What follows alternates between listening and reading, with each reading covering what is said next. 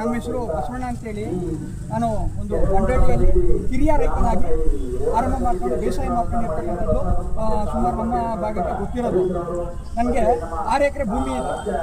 6 ಎಕರೆ ಭೂಮಿಗೆ ನಾನು ಒಂದು ಬೋರಲ್ಲಿ ನೀರಾಗುತ್ತೆ, 6 ಎಕರೆ ಭೂಮಿಯನ್ನು ತೋಟ ಮಾಡ್ಕೋಬೋದು ಅಂತೇಳಿ ಒಂದು ಬೋರನ್ನು ಹಾಕಿಸಿದೆ.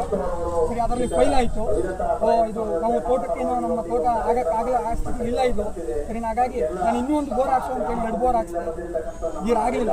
ಸರಿನಾ, ಹಂಗೆ ಯಾಕೆ ನೀರು ಆಗಿಲ್ಲ ಅಂತ ಒಂದು ಸ್ವಲ್ಪ ಕ್ವಶನ್ ಮಾಡಿದಾಗ ಸುಮಾರು ವರ್ಷ 20-25 ವರ್ಷಗಳ ಹಿಂದೆ ಆಗಬೇಕಾಗಿರ್ತಕ್ಕಂಥ ಕೆರೆ ತುಂಬಿಸುವ ಯೋಜನೆಗಳಾಗಿರ್ಬೋದು, ಕಾಲುವೆ ಅಭಿವೃದ್ಧಿಗಳಾಗಿರ್ಬೋದು, ನದಿಗಳು ಅಕ್ಕಪಕ್ಕ 7 ಕಿಲೋಮೀಟರ್ ಹತ್ತತ್ರದಲ್ಲಿ ನಡೀತಾ ಇರ್ತಕ್ಕಂಥ ನದಿಗಳು ಇಲ್ಲಿಂದ ಹರಿತಾ ಇವೆ, ಸುತ್ತಮುತ್ತ ಹರಿತಾ ಇವೆ.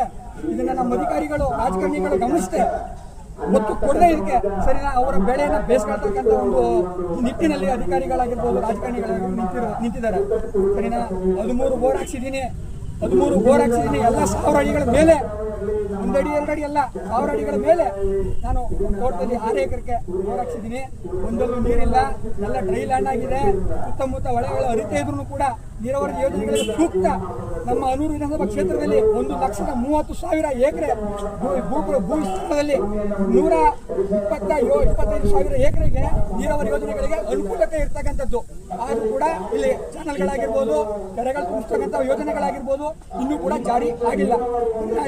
ಇವು ಇದೇ ಒಂದು ಸುಮಾರು ವರ್ಷಗಳಿಂದ ಇದೇ ರೀತಿ ನಾವು ರಾಜಕಾರಣಿಗಳಿಗಾಗಿರ್ಬೋದು ಹಾಗೆ ಅಧಿಕಾರಿಗಳಿಗಾಗಿರ್ಬೋದು ಮನವಿ ಕೊಟ್ಟು ಸಾಕಾಗಿದೆ. ಅಧಿಕಾರಿಗಳು ರಾಜಕಾರಣಿಗಳು ಈ ಮುಖಾಂತರ ಎಚ್ಚರಿಸ್ಕೊಂಡಿಲ್ಲ ಅಂತ ಹೇಳಿದ್ರೆ ಮುಂದೆ ತುಂಬಾ ತುಂಬಾ ತುಂಬಾ ತುಂಬಾ ನಿಗೂಢ. ಏನ್ ಸರ್, ರಾಜಕಾರಣಿಗಳು ಅಧಿಕಾರಿಗಳು ಬರಬೇಕಿಲ್ಲ, ಬಂದು ಕೇಳೋಂಥ ಕಷ್ಟ. ನಾವು ಬಂದು ರಾಜಕಾರಣಿಗಳು ಮತ್ತು ಅಧಿಕಾರಿಗಳು ಮುಂದೆ ಬಂದು ಕೇಳೋಂಥ ಒಂದು ಪರಿಸ್ಥಿತಿ ಆಗಿದೆ. ಇದನ್ನ ಎಚ್ಚರಿಸಬೇಕು ಅಂತ ಹೇಳ್ತಾ ನನ್ನ ಮಾತನ್ನ ಮುಗಿಸ್ತಾ ಇದ್ದೇನೆ.